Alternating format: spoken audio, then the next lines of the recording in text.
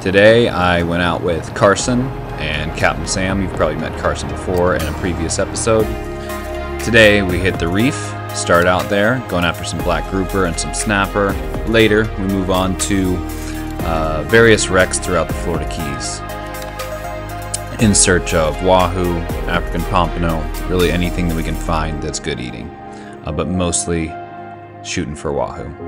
Hope you enjoy this episode. Yeehaw. Alright, we're out here in Islamorada. I'm here with Carson again.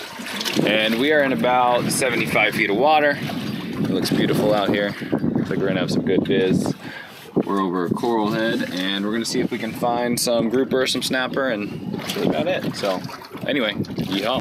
So this is the first dive of the day. A little deeper than we usually go for the first stop. 75 feet to the bottom's pretty deep, so we take a few drops down to about 50 foot just to get used to the depth, let our bodies acclimate. That way we're not going straight down there, and it's a good opportunity to scan the bottom, see if there's any grouper, any snapper, where they're hanging out, where the fish are. We did some light chumming here to see if anything would come up.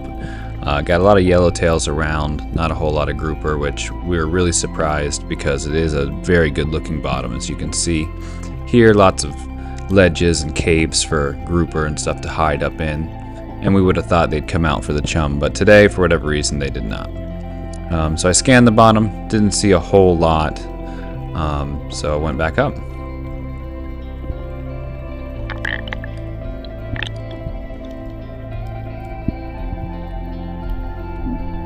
We went up and down this specific reef ledge here. Mostly started on this first giant coral head or coral area, and then we moved to this second spot here, which I just dove at. We spent about an hour at the first stop, and you can see I'm stalking a black grouper right where my spear tip's pointed to. He's kind of camouflaged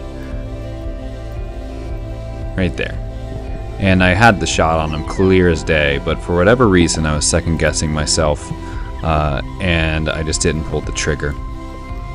I assumed he went under the ledge across from there. I didn't realize he tucked right back under, and he was directly under me there. And if I had done things differently, came around the other side, or just went slower, I could have landed that fish very easily, but sometimes you just mess up and do it incorrectly. That's part of spearfishing. You can never do it perfect. So unfortunately that time I spooked that fish and he lived to swim another day. It would have been nice to have him in the cooler though.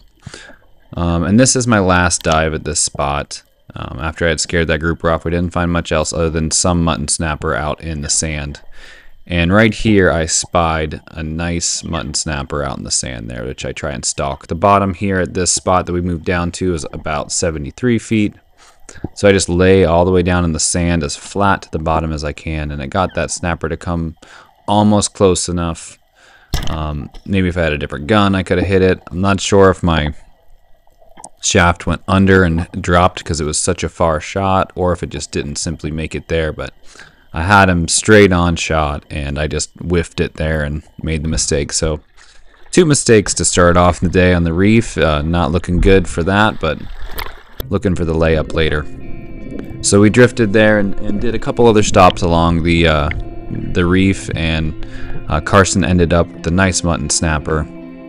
I didn't get anything, but we spent about 4 hours along the reef there, just checking out different spots and waiting for the sun to get a little lower so we can do some wreck diving like we're doing here. So we visited a few different wrecks throughout the upper Keys here, all throughout. 3 main ones that we visited today. Today it was super clear. We spent most of our time on the wrecks in about 120, 150 feet of water, and you could make out the wrecks from up there, and at some places you could see the bottom when we were over 100 feet of water, which is really good visibility. This specific wreck you usually can't see end to end, and it was really entertaining being able to dive down, see nearly the whole wreck. It was gorgeous. You could see groupers swimming on the bottom when you were only 30 feet down. It was really, really nice just to see the whole thing. Usually you're dealing with a bunch of murk and you got to dive down on top of it before you can make out anything. So beautiful day to dive. Even though we weren't shooting anything all day, it was still really nice.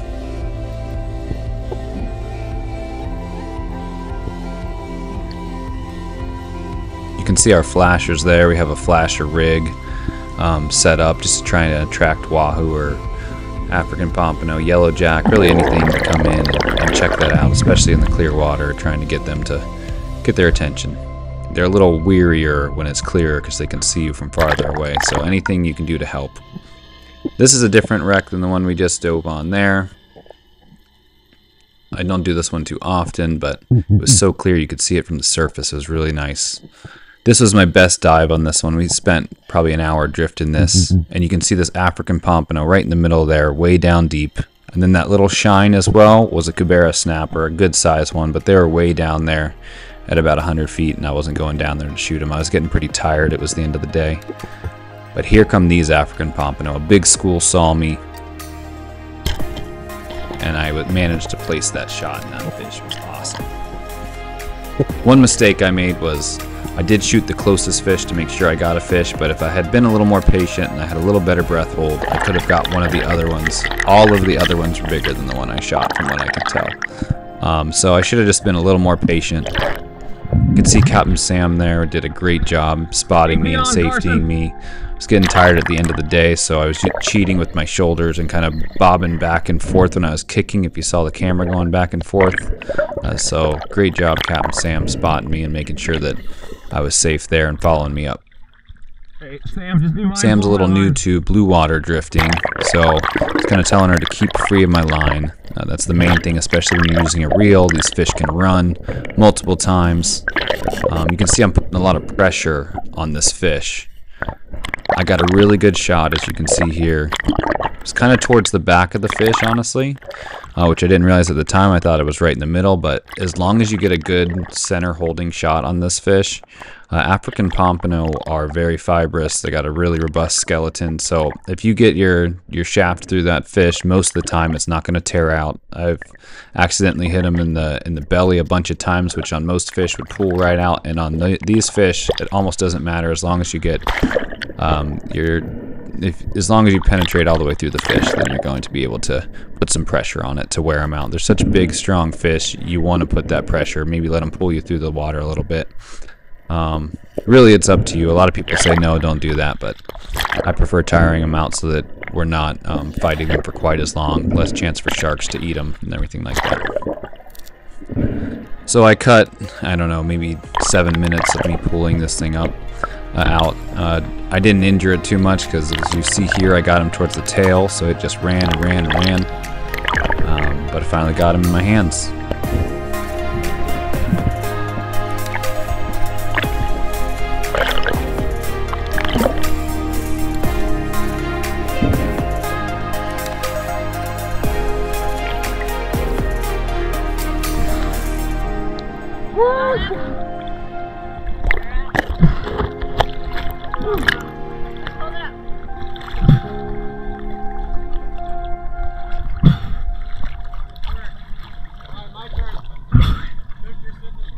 Yep. There's a bunch of them down there at about 70. Did they eat the chum? No, they just came right in on me. And a giant, like 40-pound Cubera. Alright, let's reset. Everybody get in the boat. We're gonna reset. Nothing like a good African pompano to get your adrenaline going and get you back rallied to hop back in the water at the end of the day. The sun's getting low. So we're just waiting on the wahoo, and this was a nice consolation prize. Anyway, I'm bleeding the fish here to increase the quality of the meat.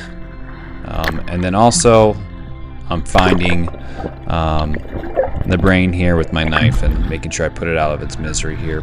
We call it braining the fish. A lot of people call it dispatching the fish. Everyone calls it something different. But essentially, you just find where the brain is and you give it a quick, relatively painless death. I always hate having to do that because they're such beautiful fish. Doesn't matter what fish it is, but at the end of the day, we're eating it. It's awesome. Yeehaw!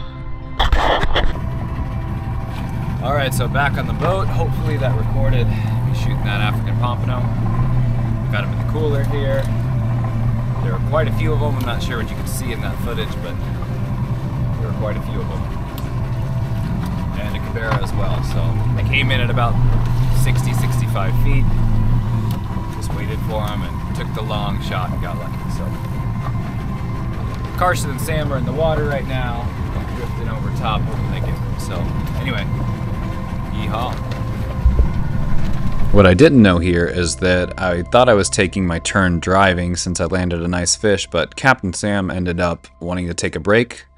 Carson and I hopped in, and as you can see here, right at sunset, we ended up landing a nice wahoo, and it was a great time. Carson fought off some sharks. I ended up getting a shot on him near point blank, right as the sun went down. There were many other boats in the drift, so we were the lucky ones that they ended up coming in on a great size one. Good eating.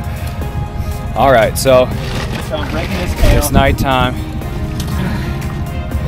We got to make the fish fit in the cooler.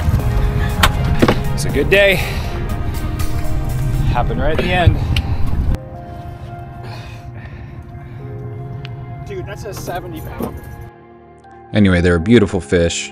Thank you, Jesus. It was a good time. Got lucky. Got lots of good meat. A lot of people ate off of those fish. Please hit like and subscribe. I appreciate y'all tuning in. Till next time, yeehaw.